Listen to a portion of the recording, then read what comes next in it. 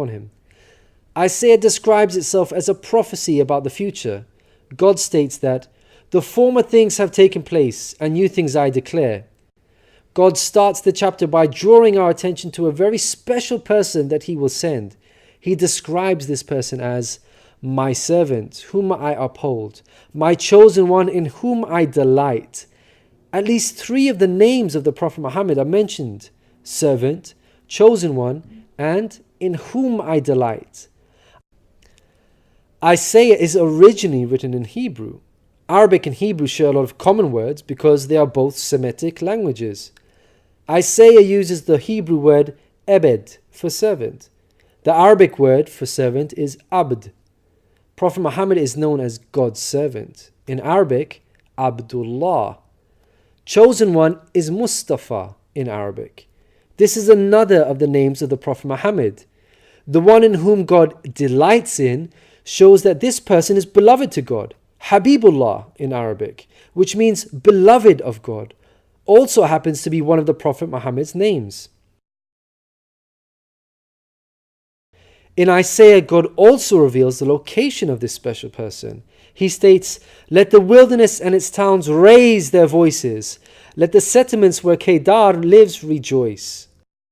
Out of all the nations on earth that God inspired Isaiah to mention, he chose to highlight Kedar's location, so we should pay special attention. Throughout the Bible, Kedar and his sons are linked to Arabia. For example, the book of Ezekiel tells us that Arabia and all the princes of Kedar were your favorite dealers in lambs, rams, and goats. In these they did business with you. In Isaiah, God goes on to narrow the location down further to a specific city within Arabia. He states that the people of Selah should sing for joy. Let them shout from the mountaintops. The place Selah pinpoints the exact location in Arabia. The place being spoken of is the city of Madinah in Saudi Arabia, because Selah is the name of a famous mountain in Madinah. Medina was the city of the Prophet Muhammad. An important point worth mentioning is that historically we know there was a presence of various Jewish tribes in Medina before the advent of the Prophet Muhammad. Both Jewish historians and Islamic history records this fact. The question then arises, why were there numerous Jewish tribes within Medina? The answer is that the learned Jews were aware of this prophecy in Isaiah and were anxiously awaiting the coming of a new prophet. Islamic history records the fact that whenever a dispute arose between the Jews and the Arabs in Medina, the Jews used to taunt their pagan Arab neighbors by saying, "When our prophet arrives, we shall obliterate you." The Quran also affirms this.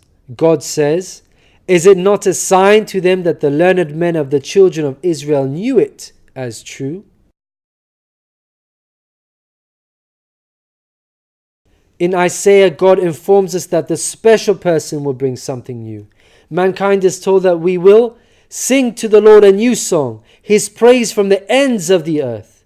The statement "a new song" means a new law, a new way of worship.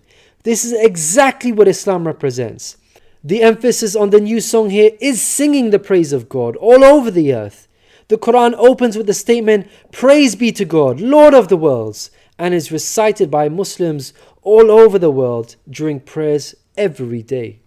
The new song cannot refer to Jesus because he did not bring about anything new.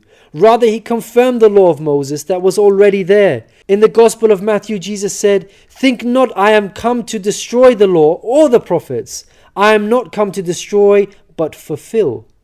Jesus obeyed and followed the law of Moses throughout his life.